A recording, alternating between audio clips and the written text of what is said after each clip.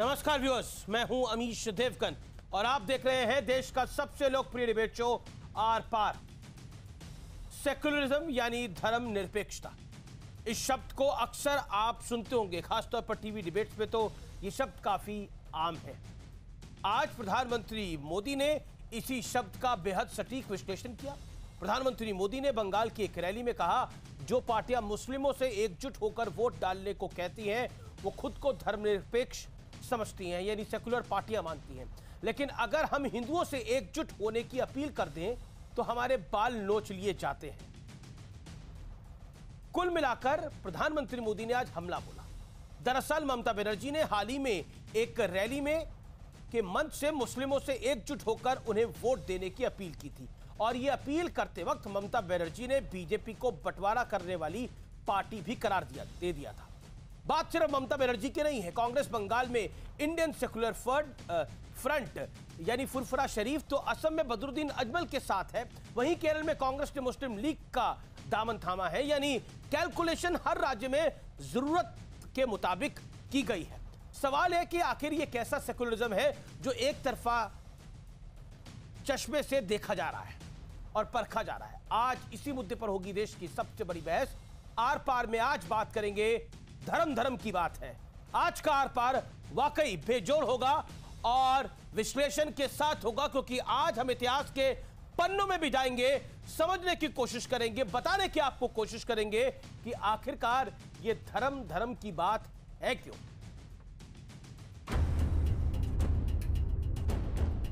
आदरणीय दीदी, ओ दीदी,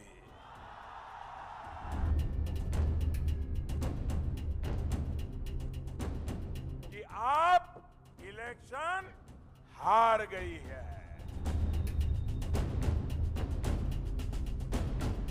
খেলা হবে, জেতা হবে, দেখা হবে। বিজেপি হারবে, মোদি হারবে, অমিত শাহ হারবে।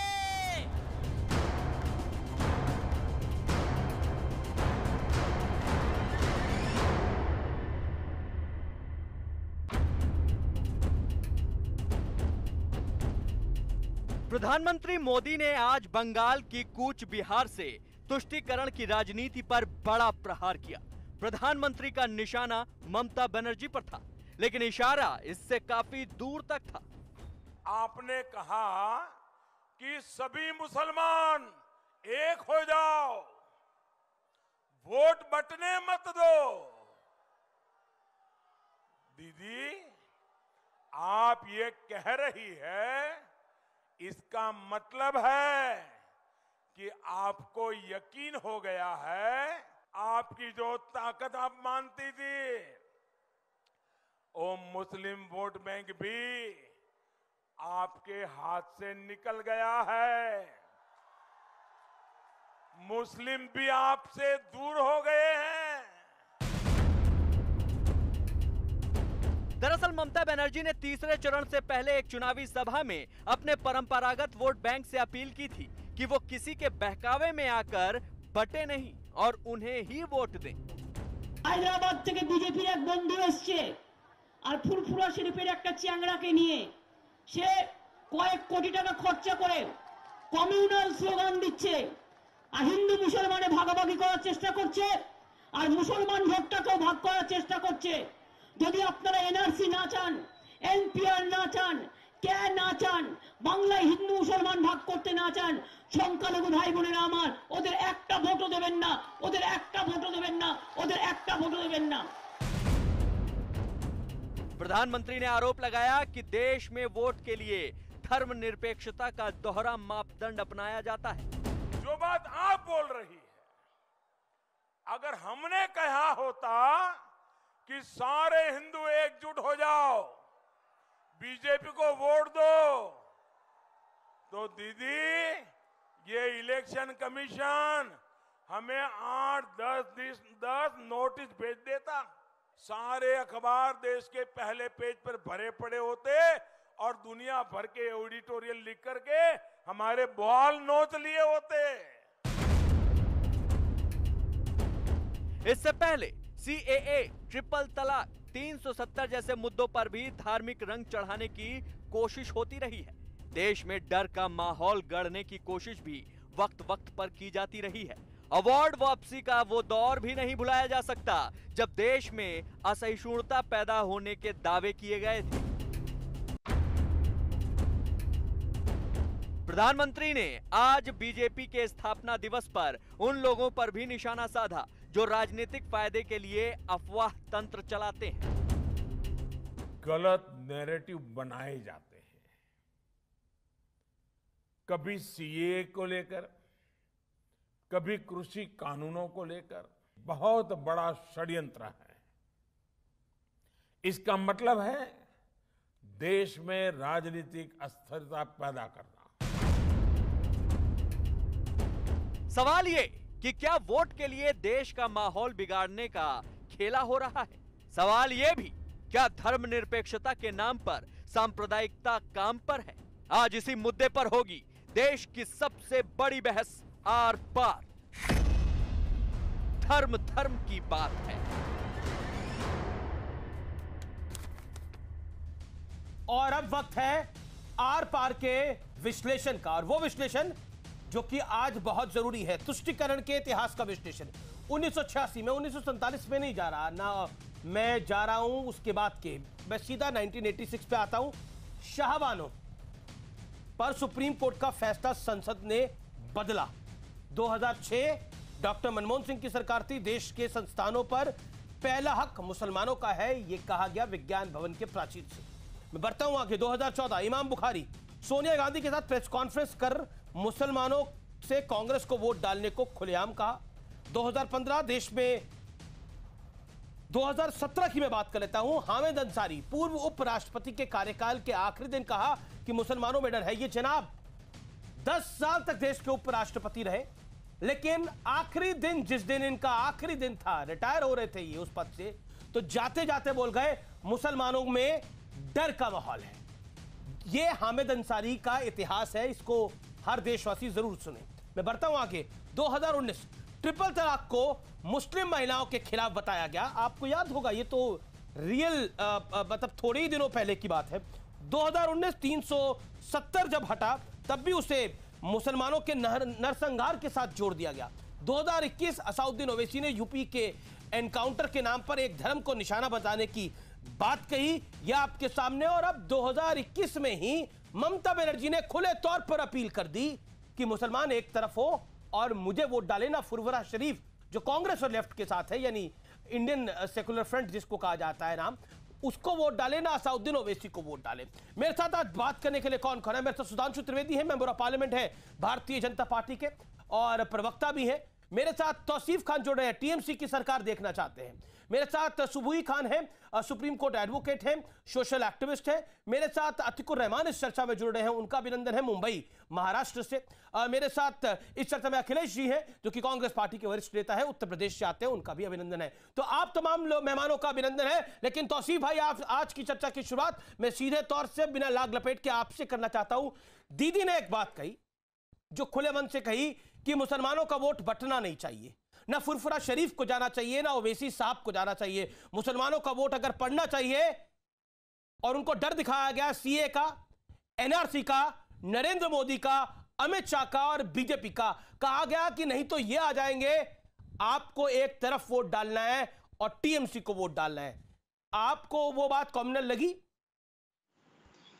अमीश भाई, आपने बोला कि ममता बनर्जी ने खुले मन से बात कहा और बीजेपी का डर दिखा रही है। मैं इस बात पे आपके साथ बात करूंगा, लेकिन मैं उससे पहले एक बात आपसे पूछना चाहूंगा। योगी आदित्यनाथ जी ने पत्रकारों को क्या कहा? विषय क्या है सर? क्या आप मेरे को लगता है कि आप लोग विषय पे रहना नहीं चाहते। योगी आदित्यनाथ ने, योगी आदित्यनाथ का एक सच्चा वीडियो है या झूठा वीडियो है जिसकी जानकारी हमें भी नहीं है, उसको लेकर आप कमेंट चाहते हैं। आप हम कर ले, उस पे भी तो बहस होना चाहिए। है क्या?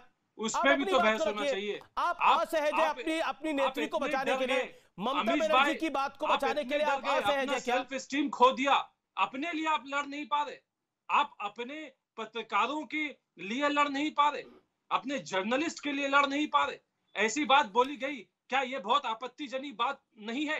आपत्तिजनक बात नहीं है ये। ऐसी बात अगर बोली गई, आप तो उसके लिए खड़ा हो सकते हैं ना। अगर कोई डॉक्टरों के खिलाफ कुछ होता है तो डॉक्टर यूनिटी दिखता है, लॉयर के खिलाफ कुछ होता है तो लॉयर यूनिटी दिखता है। तो आज जर्नलिस्ट का मेरी बहस किस पर है? मेरी बहस किस पे है? यहाँ पर मैं यूनियन बाजी करने के लिए नहीं बैठा। मैं एक पत्रकार हूं, मैं एक जर्नलिस्ट हूं। मैं सवाल आपसे सीधे तौर से पूछ रहा हूं, जो विषय है उस पर आपको नहीं बोलना क्या? ठीक है, या फिर आपको लस्सी बनानी है इसकी? आपको अपने सेल्फ स्टीम के लिए देखिए फर्स्ट ऑफ ऑल मुझे किसी नेता से कोई सर्टिफिकेट नहीं चाहिए कि सेल्फ स्टीम कितनी है, सेल्फ रिस्पेक्ट कितनी है। मैं आपसे आपके बारे में सवाल पूछ रहा हूं। सवाल महत्वपूर्ण वो है। और जहां तक आप पत्रकारों की सेल्फ स्टीम की बात करते हैं ना, हमारे व्यूअर्स हमारी सेल्फ स्टीम है, वो व्यूअर्स हमें नंबर 1 बनाते हैं। किसी नेता के कुछ बोलने से कुछ हो नहीं जाता। यहाँ पर आए दिन बहुत सारे नेता बहुत कुछ बोलते हैं। आप अपनी बात को रखिए। ठीक है, मैं तो आपके लिए कह रहा था, आपको नहीं करना, मत कीजिए बात। अब मैं ममता बनर्जी की बात करता हूं। आपने अपनी बात बंगाल की चुनाव की यही बात करता हूं। तौसीफ विषय क्या है? Tausif you are wasting viewers time. चलिए, आपका मन नहीं है इस विषय पे बोलने का, मैं आगे बढ़ता हूं। आपको ऑडियो में डाउन करता हूं। आपका इस विषय पे बोलने का मन नहीं है तो बात अलग है। नहीं, मैं कह रहा हूं ममता बनर्जी के खिलाफ जो आरोप लगाए नरेंद्र मोदी जी ने, नरेंद्र मोदी जी क्या करते हैं?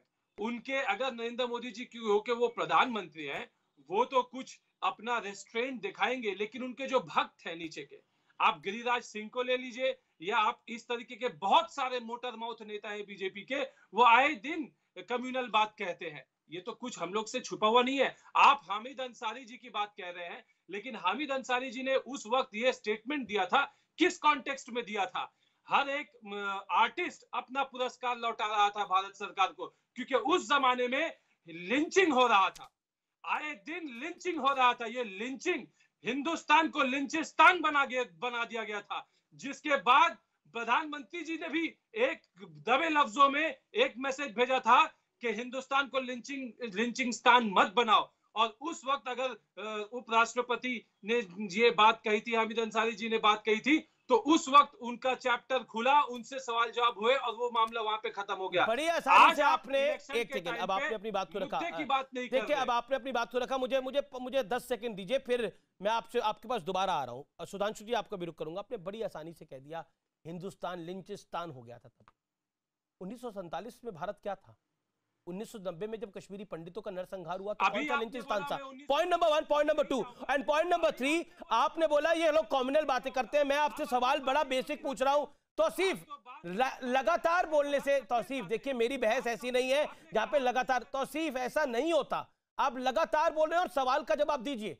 मेरा बड़ा सरल सवाल है आपसे, जो मैंने पहले आपसे पूछा। ममता बनर्जी ने जब मुसलमानों को एक मुश्त आने की अपील करी, वो कॉम्युनल बात है या वो सेकुलर बात है? जवाब दीजिए ना इस बात का। ऐसे थोड़ी होता है। अगर ममता बनर्जी अपने वोटर को अपील कर रही है कि देखो हैदराबाद से एक नया पार्टी आया है, एक फुरपुरा शरीफ से एक नया पार्टी आया है, तुम उस पर भरोसा मत करो, हम 10 साल से सरकार चला रहे हैं, 40-50 साल से बंगाल की राजनीति में है, तुम मुझे वोट दो, तो वो क्या वोट नहीं मांगेगी? वो तो वोट मांगेगी। अपील किससे करी?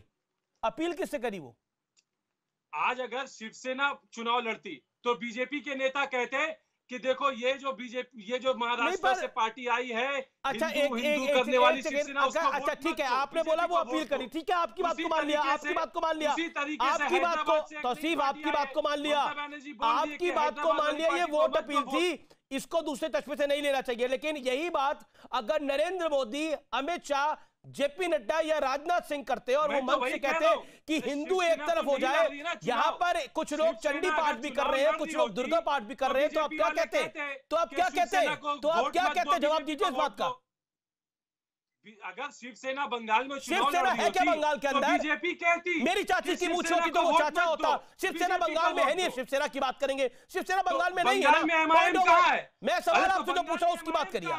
बंगाल में तो एमआईएम भी नहीं है, बंगाल में तो एमआईएम को लाया गया है ना। शिवसेना सवाल ये है कि अगर यही बात नरेंद्र मोदी, अमित शाह, जेपी नड्डा, राजनाथ सिंह, योगी आदित्यनाथ कहते तो क्या कहते आप? फिर आपका जवाब क्या होता? यही जवाब होता आपका? मैं तो बता रहा हूं ना, वो कहते कि देखिए बंगाल में कभी शिवसेना नहीं रही है, आप शिवसेना को मत दीजिए, आप बीजेपी को वोट दीजिए, यही बीजेपी के नेता कहते। और यही बात है ममता बनर्जी कह रही है कि हैदराबाद के पार्टी को वोट मत दो। हम तृणमूल पार्टी है, हम बंगाल में 10 साल गवर्नमेंट चला चुके हैं, हमको वोट दो। ठीक है, आपके 15 सेकंड कंप्लीट हुए। सुधांशु त्रिवेदी, देखिए वो वोट अपील थी। प्रधानमंत्री ने आज एक शब्द का इस्तेमाल किया है, I want to quote prime minister out here. Prime minister ने बोला कि अगर हम में से कोई अपील कर देता तो बड़े बड़े एडिटोरियल भी छपते, हमारे बाल नोच लिए जाते और कहा जाता देखिए किस तरह का एजेंडा और नैरेटिव चलाने की कोशिश हो रही है। देखिए, अभी तौसीफ जी ने बहुत कोशिश की इनडिफेंसिबल को डिफेंस करने पर, बोलने में खुद ही क्या बोल गए। उन्होंने कहा हैदराबाद वाले एमआईएम का तो कोई वजूद ही नहीं है। फिर वजूद नहीं है तो दीदी क्यों कह रही हैं कि उसकी तरफ वोट मत दो। और ये एमआईएम वाला वोट बांट रहा है और फुरफुरा शरीफ वाला कौन सा वोट बांट रहा है? विकास वाला बांट रहा है कि बेरोजगारी वाला बांट रहा है कि ये पेट्रोल और डीजल के दामों वाला बांट रहा है? खुल के सामने आ गया है कि कुल मिलाकर वोट, आपने कहा हमारा वोटर, तो आपका वोटर कौन है बता तो दीजिए। ये महंगाई वाला है, बेरोजगारी वाला है, विकास वाला है, ये कौन सा वाला है आपके मुंह से जो निकल गया? अब बिल्कुल साफ हो गया, अब बात ढकी छुपी नहीं है, अब तो खुले आम है। अब दूसरी बात आप देख लीजिए, एमआईएम पार्टी का नाम क्या है? मजलिसे इत्तिहादुल मुसलमीन, यानी मुसलमानों की इत्तिहाद और यानी एकता, फारसी का शब्द है, एकता के लिए समर्पित पार्टी। यदि हिंदू एकता दल होता तो वो सेकुलर होता। अखिलेश जी और हमारे तौसीफ जी, अतीकुर रहमान खौखिया के दौड़ पड़ते हम लोग के ऊपर, ये कैसी सांप्रदायिकता है। मगर मजलिसे इत्तिहादुल मुसलमीन के साथ सरकार चला चुके हैं आंध्र में। आप देखिए, फुरफुरा शरीफ के गद्दी नशी के सजदे में है, बदरुद्दीन अजमल के साथ असम में है, और मुस्लिम लीग। अभी तौसीफ जी ने एक बात बोली, लिंचिस्तान, जनाब लिंचिस्तान का बंगाल से संबंध है। भारत में लिंचिस्तान किस दिन शुरू हुआ था? 16 अगस्त 1946, जब मुस्लिम लीग ने कहा था डायरेक्ट एक्शन डे, यही कोलकाता से, और यही सोहरावर्दी यहां का चीफ मिनिस्टर था, और उसके दिशा निर्देश में दंगे हुए थे, और एक साल के अंदर उन्होंने पाकिस्तान बनवा लिया था। 10 लाख लाशों के ढेर और 2.25 करोड़ बेघरबार हुए लोगों की सिस्कियों पर, जो मनुष्य जाति के ज्ञात इतिहास का सबसे बड़ा एक्सोडस है। और वो कैसे हुआ था? भीड़ के द्वारा, मार मार कर 10 लाख लोग मारे गए, भीड़ के द्वारा 2.25 करोड़ लोग 6 महीने में खदेड़ दिए गए। ये था हमारा ट्रिस्ट विद डेस्टिनी, यानी नियति के साथ मिलन नेहरू की स्पीच। ये लिंचिस्तान नहीं था तो क्या था बताइए? तब क्यों नहीं लिंचिस्तान निकला? 90 का कश्मीरी हिंदू और 84 का सिख तो चलिए अलग है। इसलिए ये जो भाषा आप बोलते हैं वो सबको समझ में आ रही है। और अंत में सिर्फ एक और बात कहूं, देखिए अमीश जी, एक वाक्य में सिर्फ कहूंगा, इस देश में सेकुलरिज्म की बहुत अच्छी परिभाषा है। वो क्या है? मुस्लिम should have first right over the national resources of India, ये सेकुलरिज्म है। मिजोरम 1988 कांग्रेस का मैनिफेस्टो कि हमें सरकार आई तो रोमन कैथोलिक मान्यताओं के अनुसार सरकार चलाएंगे, यह सेकुलरिज्म है। और अगर आप ये कह दीजिए और शरीयत का हिस्सा भारत के संविधान में लागू है, और अगर सर्वोच्च न्यायालय ने उसे रोका तो संविधान में संशोधन कर देंगे, सर्वोच्च न्यायालय का निर्णय पलट देंगे 1986 में, यानी आंशिक मुस्लिम राष्ट्र बनाकर भारत को रखना, यह सेकुलरिज्म है। और अगर यह कह दो कि यह गलत है तो यह कम्युनलिज्म है। प्रधानमंत्री जी का जो दर्द झलका था वो इसी बात के लिए झलका। ठीक है तौसीफ, इस बात का जवाब। तौसीफ, अब आपके 50 सेकंड है, बोलिए। कोई नहीं बोलेगा बीच पे, बोलिए। नहीं, देखिए सुधांशु त्रिवेदी जी जो है वही काम कर रहे हैं जो हमारे प्रधानमंत्री जी क्या करते हैं। जब बात उठती है कि पेट्रोल का दाम आज 100 रुपए क्यों है, तो वो कह देते हैं कि नेहरू की वजह से है।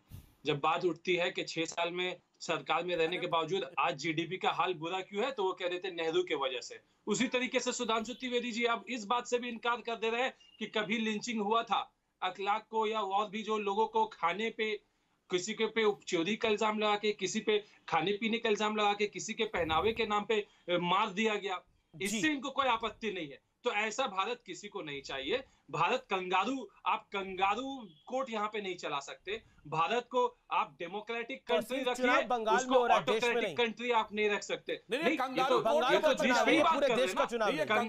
की तो ये बात हो रही ना, ये पोल में बांध करके किसी भी व्यक्ति को न्यायालय के लिए टिप्पणी कर रहे हैं कोर्ट के लिए, कंगारू हो जाता है। इसे कहते हैं कंगारू, इसे ये अफ्रीकन कंट्रीज में होते हैं। अच्छा ठीक है, जवाब सुधांशु, जवाब भारत में ऐसा नहीं चलेगा। सुधांशु भारत त्रिवेदी में जवाब। उसमें किसी भी सरकार रहे, कोई भी पार्टी की सरकार रहे, ठीक है, तौसीफ आपने अपनी बात को रखा, तौसीफ आपने अपनी बात को रखा। सुधांशु जी 30 सेकंड जवाब, फिर मैं बाकी मेहमानों को बता रहा हूं। सुधांशु जी, ये लिंचिंगस्तान है। बस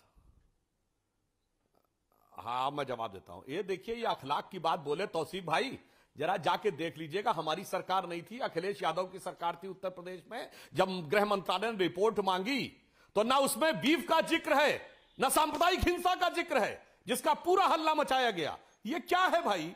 सरकार की रिपोर्ट में ना बीफ है और ना सांप्रदायिक हिंसा है, और बाहर पूरा लिंचिस्तान बना दिया गया। इसीलिए तो मैं कहता हूं साहब, और जो कंगारू आपने बात कही, ऐसा नहीं होता जनाब। भीड़ दौड़ा दौड़ा कर अफ्रीकन कंट्रीज में नहीं मारती है, भीड़ दौड़ा दौड़ा कर सीरिया में मारती है, भीड़ दौड़ा दौड़ा कर लीबिया में मारती है, भीड़ दौड़ा दौड़ा कर इराक में मारती है, भीड़ दौड़ा दौड़ा कर अफगानिस्तान में मारती है। क्यों वो नाम क्यों नहीं निकले मुंह से भाई, कंगारू कोर्ट के नाम पे? अनफॉर्चुनेट बात है कि बोलिए भारत ना, में भी बीजेपी वाले ऐसा करते हैं। भारत में भी अच्छा, एक भी व्यक्ति बताइए ना, अखलाक की रिपोर्ट में क्या लिखा है? समाजवादी पार्टी की सरकार ने ये लिखा क्या? आप कहते हैं कि बीफ का जिक्र नहीं है, इसलिए नहीं, क्या शर्मनाक बात है? अरे सरकार ने ये लिखा नहीं है। देखिए, आप झूठे साबित हो गए। समाजवादी पार्टी की सरकार, जिनकी कैंडिडेट जया बच्चन को बुलाकर आपने प्रचार कराया, उनसे पूछिए कि अगर ये सांप्रदायिक हिंसा थी तो क्यों नहीं लिखा उनकी सरकार ने अपनी रिपोर्ट में? क्योंकि कोई सबूत था ही नहीं, टोटल झूठ के आधार के ऊपर बनाया गया ये वितंडावाद था। सुधांशु जी, बीजेपी एक्सपोर्टर जो भारत से जो बीफ एक्सपोर्टर हैं, अरे बीजेपी नहीं भाई, समाजवादी पार्टी की सरकार की रिपोर्ट उसी में रही है। मैं इधर उधर की बात नहीं कर रहा हूं, उस पर जवाब दीजिए जो आपने बोला। रिपोर्ट कुछ और है, रिपोर्ट कुछ और है, और आप बोल कुछ और रहे हैं। यम्मी है और उत्तर प्रदेश में मम्मी है। ये तो आपकी देखिए हिपोक्रेसी है। नहीं देखिए, विषय जो है, विषय थे हम भटके ना। अच्छा, एक वाक्य, एक मिनट, मुझे ऑडियो डाउन करना पड़ेगा। अमीश एक वाक्य बोल दूं, अमीश एक वाक्य बोल दूं। बोलिए, 10 सेकंड सुधांशु, एक वाक्य बोल दूं अमीश, एक वाक्य जी बस। अरे भाई, अगर आपको गाय से इतना प्रेम है तो ममता बनर्जी ने अपना गोत्र बताया ना। शांडिल्य गोत्र किससे होता है? गाय से होता है, क्योंकि आश्रमों में एक ही गाय के आश्रम की सेवा करते थे, गो से गोत्र शब्द आया है। और उसके बाद गो हत्या के पक्ष में और गोत्र बता रहे चुनावी मंच से बस। और गोत्र राहुल गांधी भी बताते हैं और गोरक्षा के लिए बवाल करते हैं। गोरक्षा सांप्रदायिक है, मगर मेरा गोत्र फलाना, मेरा गोत्र फलाना। वाह, ठीक है, तौसीफ मैं तूतू में मैं नहीं चाहता। सुधांशु जी, आपने अपनी बात को रखा। तौसीफ मैं तूतू में मैं नहीं चाहता। मेरा निवेदन है कि एक एक करके सब अपनी बात को रखें और जब जिसकी टर्न है वो बोले। तौसीफ जी, मेरे रिक्वेस्ट को प्लीज मानिए आप। मैं अब अखिलेश जी का रुख करता हूं और मेरे साथ सुबुई खान भी हैं और मेरे साथ इस चर्चा के अंदर जुड़ रहे अतिकुर रहमान भी। अतिकुर भाई, मैं आपके पास भी आऊंगा, लेकिन पहले अखिलेश जी आपके बताता हूं। अखिलेश जी, जो प्रधानमंत्री ने बात को बोला है, उसपे बोला है कि अगर हम इस तरह से अपील करेंगे तो हमारे तो बाल नोच लिए जाएंगे।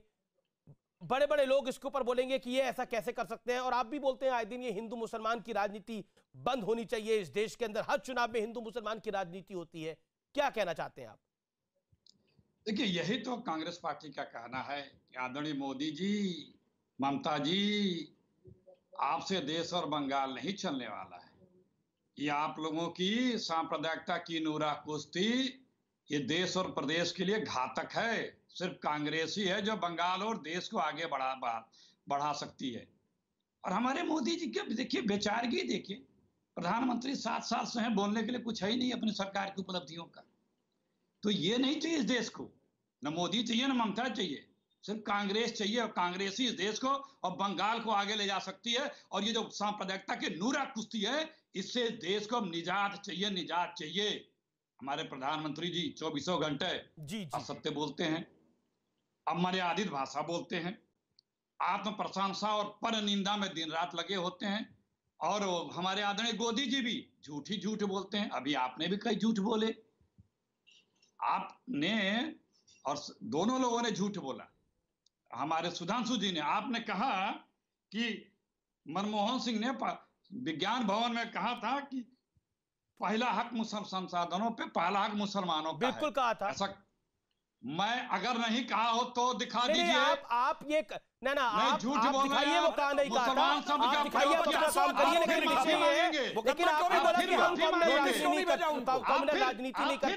देखिए, आपके लिए तो गुलाम नबी आजाद भी गोदी है, आपके लिए तो मनीष तिवारी भी गोदी है, आपके लिए तो आपकी पार्टी के नेता गोदी है सारे, वो सब नरेंद्र मोदी की गोदी में बैठ गए हैं, वो आपके खिलाफ काम कर रहे हैं। विषय वो नहीं है।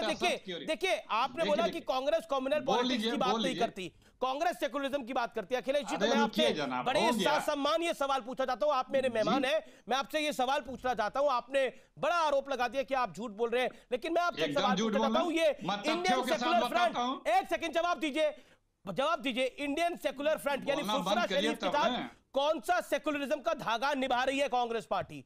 बदरुद्दीन अजमल के साथ कौन सा सेकुलरिज्म का धागा निभा रही है कांग्रेस पार्टी? और सुनिए, इंडियन इस्लामिक फ्रंट यानी मुस्लिम लीग के साथ केरल में कौन सा सेकुलरिज्म का धागा निभा रही है कांग्रेस पार्टी? जी फुरफुरा शरीफ सेकुलर है। भाई चुप होंगे तभी ना बोलूंगा। आप भाषण कर दे, तकरीर करते रहिए, जवाब दीजिए ना।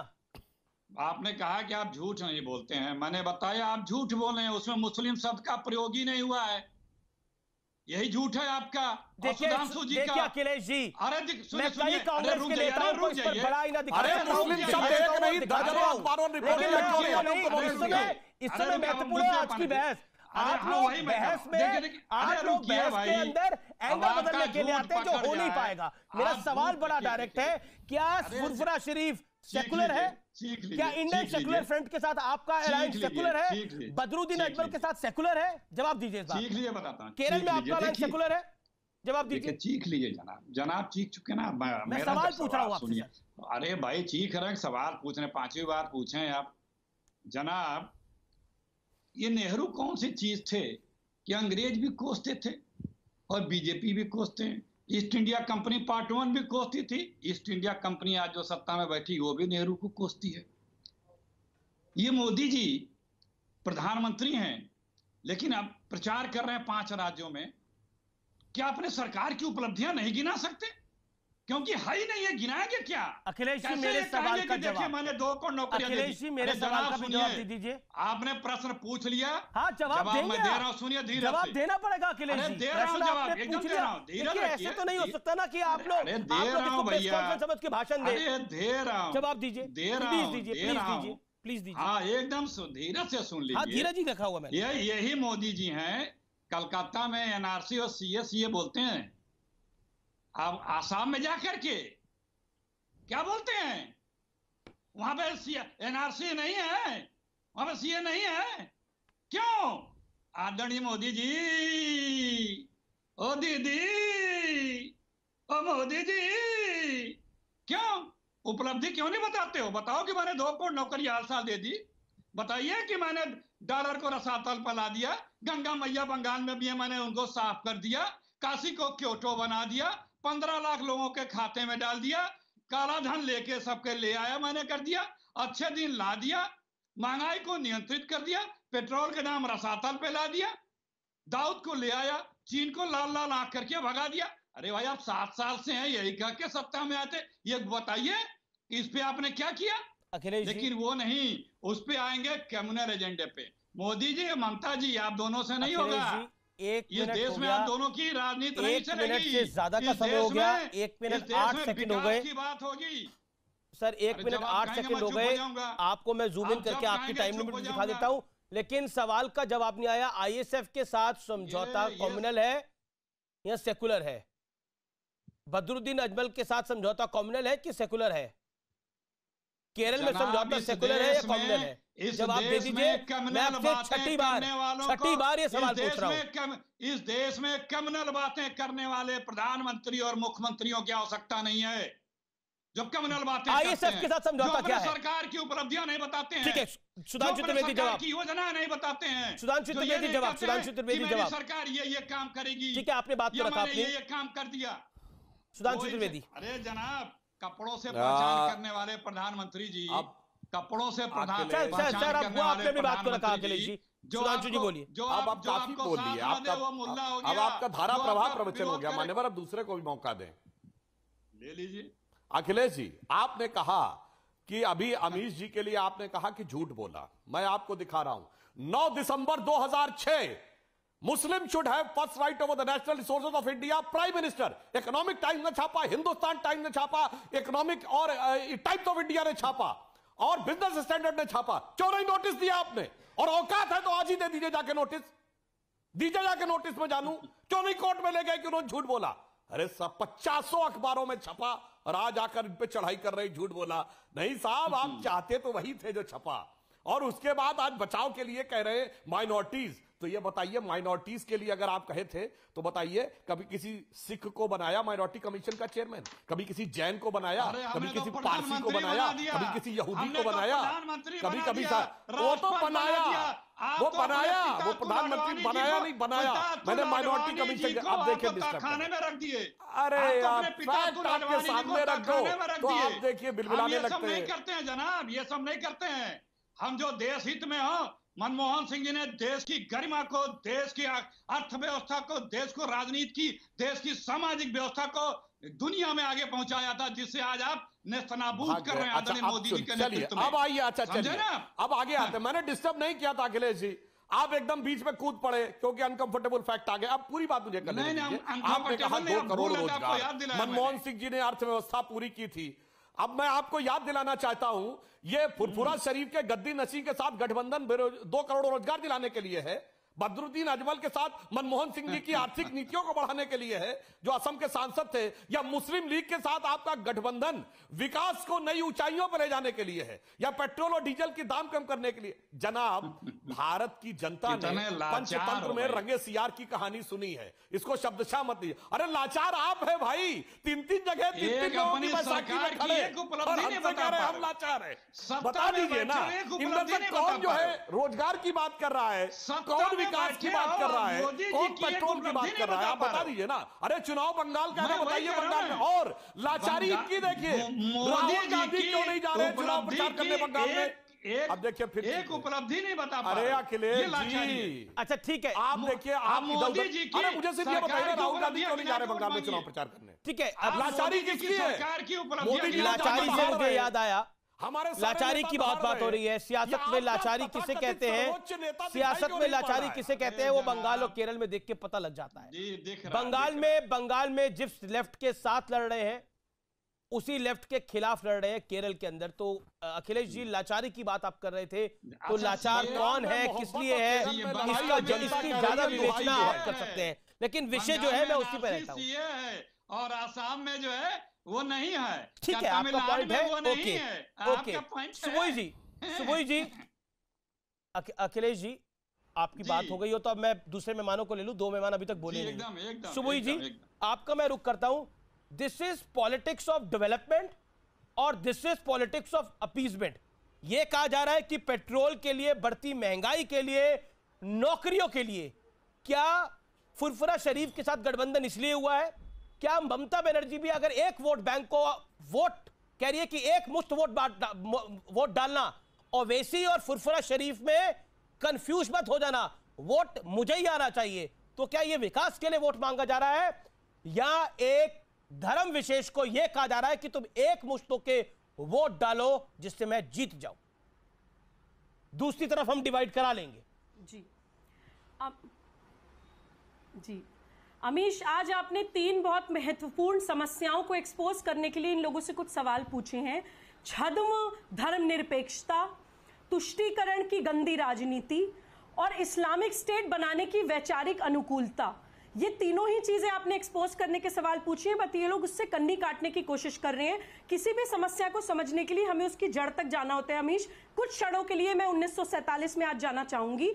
देखिए, हमेशा हम बात करते हैं कि दुनिया का सबसे बड़ा मास रेप, मर्डर, स्लॉटर, जेनोसाइड हुआ, किस कदर हिंसा हुई, उस पर मैं आज बात नहीं करना चाहूंगी। चलिए, आपने इस्लामिक स्टेट बना लिया कि ये रही इस्लामिक स्टेट और ये रहा हिंदू राष्ट्र, लेकिन बाद में आपने उस हिंदू वर्ड को एक ऐसी गाली की तरह इस्तेमाल करना शुरू करा, जबकि हिंदू कोई एक मजहब नहीं था। हिंदू का मतलब था जैन, बौद्ध, पारसी, मुसलमान, सिख, सब इस स्टेट में रह सकते हैं। इस्लामिक स्टेट वाले इस्लामिक स्टेट में जाएंगे। बाद में आपने कॉन्स्टिट्यूशनल अमेंडमेंट करके सेक्युलर वर्ड डाला। चलिए, वहां तक भी ठीक था, 21वीं सदी है, सेक्युलर होना चाहिए, लेकिन उस सेक्युलर वर्ड को भी आपने सिर्फ और सिर्फ हिंदू विरोध में इस्तेमाल किया।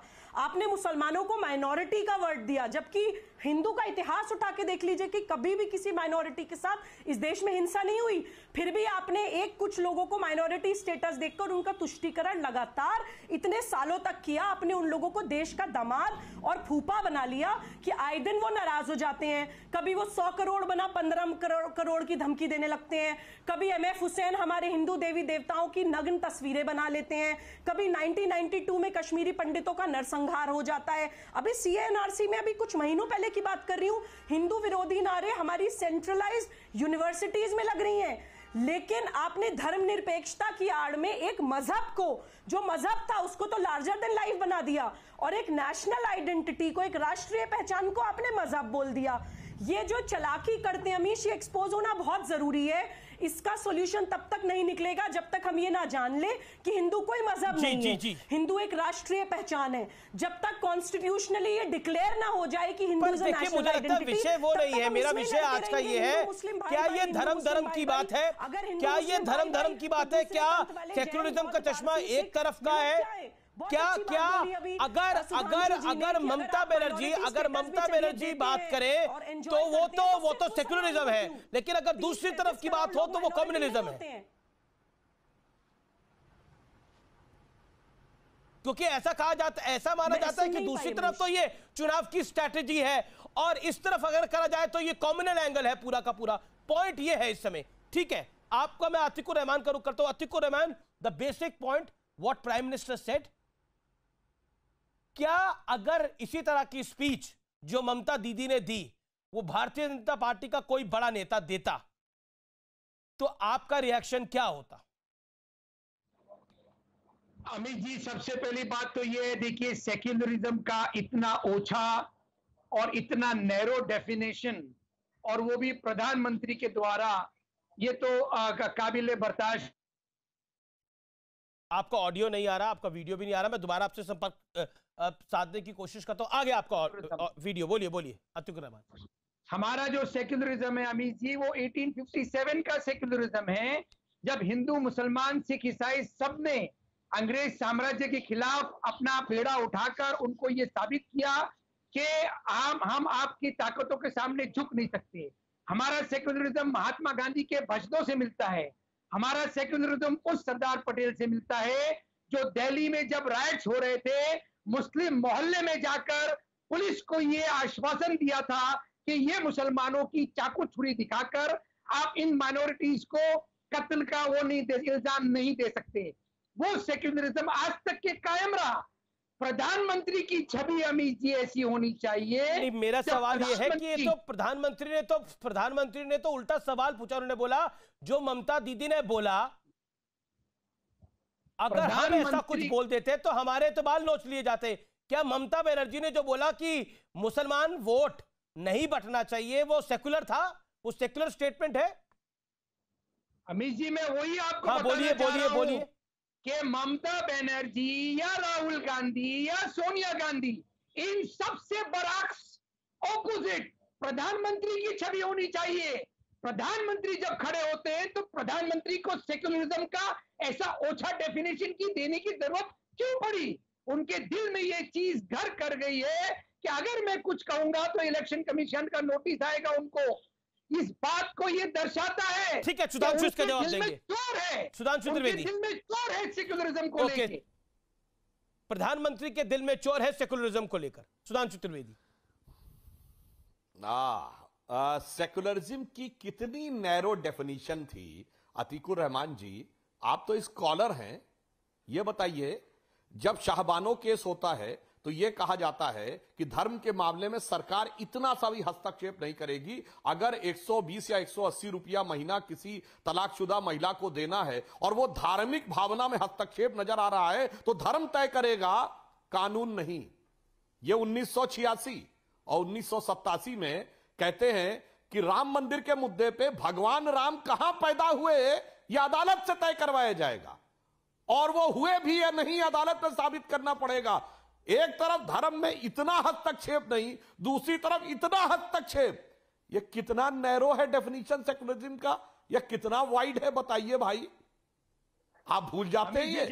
और आप ये बताइए, जब आप इस प्रकार, हाँ जवाब दीजिए, आप बताइए ये इसमें आपको क्या नैरो और क्या वाइड नजर आ रहा है, अब बता दीजिए। देख लीजिए अमित जी, देख लीजिए एग्जाम्पल क्या दे रहे हैं वो, 1986 का एग्जाम्पल दे रहे हैं। मैंने एग्जाम्पल किसका दिया था अमित जी? मैंने दिया था 1857 का गदर युद्ध। मैंने एग्जाम्पल दिया था महात्मा गांधी के भजनों का। मैंने एग्जाम्पल दिया सरदार वल्लभ भाई पटेल का। इनका देखिए ऊंचा डेफिनेशन। अच्छा, आप उसका जवाब देता हूं। नैरो डेफिनेशन और वो 1986। चलिए मैं जवाब देता हूं उसका। एक सेकेंड, एक बात और, 1986 का शाहबानो आपने मेरे सवाल का जवाब नहीं दिया, आपने अपनी बात दोहराई, अब मैं उसका जवाब देता हूं। आप मेरी बात का जवाब नहीं दे पाए, अपनी बात दोहराई। चलिए चलिए वो जवाब देता हूं। महात्मा गांधी ने भजन था, हमारा जो भजन था, सुनिए, हमारे भजन में ईश्वर अल्लाह तेरे नाम नहीं था, महात्मा गांधी ने जोड़ दिया। मैं चुनौती से कहता हूं किसी मस्जिद में गवा के दिखवा दीजिए ईश्वर अल्लाह तेरे नाम, बताइए। अल्लाह ईश्वर बराबर नहीं है आपके यहाँ, बोलिए। अरे हमारे यहाँ धार्मिक उसमें गाया जाता है, आप अपने किसी भजन में ईश्वर का नाम जोड़ के दिखवा दीजिए और उसके बाद मैं देखूं।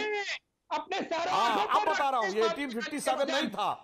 1857 में जो लड़ाई थी के ऊपर, तो अगर आप अब देखिए, अब आप डिस्टर्बेंस करने लगे। आप बोल रहे थे, मैंने बीच में नहीं बोला। आप लगातार बोल रहे हैं। निवेदन है, एक एक करके। सुधांशु को पहले बोलने दीजिए 30 सेकंड, फिर आप बोल लीजिएगा। अतीक भाई बोलिए। सुधांशु। हाँ, अतीकुर रहमान जी, आपने 1857 कहा ना, मैं उससे पहले की बात करता हूं। तीन साम्राज्य हुए जो पूरी तरीके से हिंदू साम्राज्य थे। छत्रपति शिवाजी महाराज का हिंदू पद पाठशाही 1676, महाराजा रणजीत सिंह का खालसा साम्राज्य और दक्षिण में विजयनगर एम्पायर, ये इस्लाम के आने के बाद के। एक में भी बताइए जिसमें गैर हिंदुओं के साथ इतना सा भी मतभेद हुआ हो। और एक मुस्लिम राजा का शासन बताइए, इंक्लूडिंग अकबर, जिसमें जिम्मी और जजिया न देना पड़ा हो। और आईने अकबरी में खुद अबुल फजल ने लिखा है कि 1 लाख लोगों का चित्तौड़ दुर्ग जीतने के बाद उनकी खोपड़ी पे खड़े होकर अकबर ने गाजी की उपाधि ली। मैं औरंगजेब, बाबर, तुगलक और खिलजी की बात नहीं कर रहा हूं, मैं चुनौती के साथ कह रहा हूं। जवाब दीजिए, एक भी मुस्लिम शासक नहीं जिसमें गैर मुस्लिमों के साथ ये ना हुआ, और एक भी हिंदू शासक नहीं जिसमें गैर हिंदुओं के साथ इतना सा भी। सेक्युलरिज्म हमारा बहुत पुराना है, 1857 और गांधी जी के जमाने का नहीं, हजारों साल पुराना सेक्युलरिज्म है। जवाब अतीकुर रहमान, जवाब। जी अकबर को चलिए ये नकारते हैं, माना। दारा शिकोह का एग्जाम्पल खुद सुधांशु आपकी डिबेट पे मुझे देख चुके हैं। अरे रजिया सुल्तान के वालिद। अरे इज्जत से तो गलत बात मत करिए भाई। अरे मैं समझ रहा हूं, मैंने नकारा नहीं है, मैंने फैजी और अबुल फजल को कोट किया है। दाएं बाएं मत करिए। रजिया सुल्तान ये अकबर की आत्मकथा में लिखा है, अकबरी में। और अकबर के बारे में तो आप अमीर जी अलग से एक बैच रख लीजिए। मैं दावा करता हूं सुधांशु जी को लाजवाब अगर नहीं कर दिया तो। ये अकबर को इसीलिए सिर्फ करते हैं क्योंकि इसका जवाब दे दीजिए। ये अकबरी को कोट किया, जो अकबर की आत्मकथा है उसको कोट करा, आप बोलते ये उसमें नहीं है। अबुल फजल ने ये नहीं लिखा, आप बोल देते। अबुल फजल ने ये लिखा या नहीं लिखा, लेकिन विषय अकबर नहीं है, विषय दारा शिकोह नहीं है। विषय मेरा ये है, क्योंकि सेकुलरिज्म में डिबेट हो गई तो ये आदिकाल में पीछे डिबेट चले गई, लेकिन मैं विषय पर लेके आना चाहता हूं और आज के विषय की बात करते हैं। एक सेकेंड। तौसीफ खान और सुबुई खान दोनों को स्क्रीन पर लेके आइए। तौसीफ, 30 सेकंड आपके पास है। मैं आपसे बड़ा स्पष्ट सवाल पूछ रहा हूं, क्या आपने तीसरे चरण से पहले जो अपील करी वो इसी के लिए करी कि वोट बैंक क्लिक कर जाए, और आपको लग रहा था 2 राउंड में वो वोट बैंक कहीं बट रहा है और 2 राउंड में बीजेपी को एज मिल रहा है, और इस वजह से जैसा अमित शाह और जेपी नड्डा बार बार कह रहे थे वो ना मिल पाए, और इस वजह से एक पर्टिकुलर वोट बैंक के लिए अपील करी गई। दूसरे चरण के बाद एक नई पार्टी हैदराबाद से आकर के ऐलान किया, अपना प्रत्याशी उन्होंने लगाया कि अब हम लोग चुनाव लड़ेंगे। तो इसलिए ममता बनर्जी ने उस हैदराबाद पार्टी को रेफरेंस करते हुए पूछो से लोगों से अपील की कि ये नई पार्टी, उस पार्टी का वोट बैंक कौन सा है? अगर अभी तो मैं आपको कह रहा हूँ ना कि शिवसेना आके अभी दे दे प्रत्याशी, बीजेपी वाले कहने लगे। ये बीजेपी ने नहीं बोला ना, ये आपकी नेता ने बोला ना, ये ममता दीदी ने बोला ना, तो ममता दीदी का जवाब आप देंगे क्या? या फिर ये तो आप ऐसी बात करें कि शिवसेना होती तो बीजेपी ऐसा बोलती, लेकिन शिवसेना वहां है नहीं, बीजेपी ने ऐसा बोला नहीं है। जो विषय है उस पर जवाब दीजिए। ये ममता बनर्जी ने किस वोट बैंक के लिए बोला है? जवाब दीजिए ना, ये ममता दीदी ने किस वोट बैंक के लिए बोला है? ये ममता दीदी ने किस वोट बैंक के लिए बोला है? आप बोलूं या मैं बोलता हूं? किस वोट बैंक के लिए बोला है? नहीं, मैं तो बता रहा हूं बताइए कि चुनाव जब शुरुआत हुआ है, पहले चरण में एमआईएम का कोई प्रत्याशी नहीं था, दूसरे चरण तक कोई प्रत्याशी नहीं था। अब जो है वो प्रत्याशी डिक्लेयर किया जा रहा है। सुबुई खान, तो हो सुबुई खान, इसमें कोई कॉमनल एजेंडा नहीं था, ये सिर्फ प्रत्याशी, क्योंकि एमआईएम मैदान में कूदी इसलिए बोलना पड़ा। बीजेपी भी कहेगी। ठीक है, ठीक है। अब सुबुई खान 40 सेकंड। सुबुई खान जी। अमीश, देखिए, ममता दीदी का हिंदू विरोधी शासन तो सब लोगों ने देखा है, प्रत्यक्ष को प्रमाण क्या। अब तो बंगाल की स्थिति अच्छी होने की तरफ है, तो let's feel positive about it. मैं यहाँ पे अतीकुर रहमान साहब से कुछ डायरेक्ट क्वेश्चंस पूछना चाहती हूँ। इनको बोलिएगा जब भी समय हो पूरी स्टडी करके मुझे जवाब दे दें। सेक्युलर सेक्युलर सेक्युलर का जो नारा देते रहते हैं, अगर ये सेक्युलर देश है तो आपको पंथ के, इस्लाम के नाम पे अलग जुडिशरी, अलग एग्जीक्यूटिव, अलग लेजिस्लेचर क्यों चाहिए? अगर ये सेक्युलर देश है, आपको यूनिफॉर्म सिविल कोड क्यों नहीं चाहिए? अगर ये सेक्युलर देश है तो आप हिंदू विरोध कैसे बर्दाश्त कर लेते हैं? आप आतंकवाद कैसे बर्दाश्त कर लेते हैं? मैं कह रहा हूं विषय पे रहना चाहिए मुझे। मैं सवाल भी पूछ लिया जाए तो फौरन डिफेंसिव मोड में जाकर कैसे बैठ जाते हैं? ठीक है सुबोई, मेरा निवेदन है हम विषय पर रहे ना तो किसी ने अभी अलग जुडिशरी की इस कार्यक्रम में मांग करी है, किसी ने बाहर करी होगी तो वो जाने, उसका हमारे कार्यक्रम से कोई लेना देना नहीं है। लेकिन मेरा निवेदन है कि हम पॉइंट पर रहे, मेरा डिस्कशन का जो पॉइंट है उस पर हम रहे, वो ज्यादा महत्वपूर्ण है। ओके, मैं ब्रेक के लिए रुक रहा हूं, मैं ब्रेक के बाद वापस आ रहा हूं। आर पार ब्रेक के बाद भी जारी। Welcome back. आप देख रहे हैं आर पार, देश का सबसे लोकप्रिय डिबेट शो। लेकिन अब वक्त है निष्कर्ष का। आज की बहस वाकई बहुत महत्वपूर्ण है, सिर्फ बंगाल चुनावों के इर्द गिर्द नहीं, सिर्फ असम और केरल के चुनावों के इर्द गिर्द नहीं, इन 5 राज्यों के इर्द गिर्द नहीं, देश के लिए महत्वपूर्ण है। आखिरकार सेकुलरिज्म का चश्मा एक तरफा क्यों है? इस पर विवेचना, विश्लेषण हर नेता को जरूर करना चाहिए, आवश्यक भी है। और इसीलिए आज की इस बहस का निष्कर्ष भी यही है कि आखिरकार जब आप एक समुदाय को बोलते हैं कि वो एक मुश्त के वोट डाले, तो वो सेकुलरिज्म नहीं होता, वो कम्युनल एजेंडा होता है। और उसी कम्युनल एजेंडे के तहत अगर आप वोट मांगते हैं तो मानना चाहिए कि आप तुष्टीकरण कर रहे हैं। फिलहाल आर पार में इतना ही। आप देखते रहिए न्यूज़ 18। अगला शो प्रीति रघुनंदन के साथ प्राइम टाइम 8 बजे।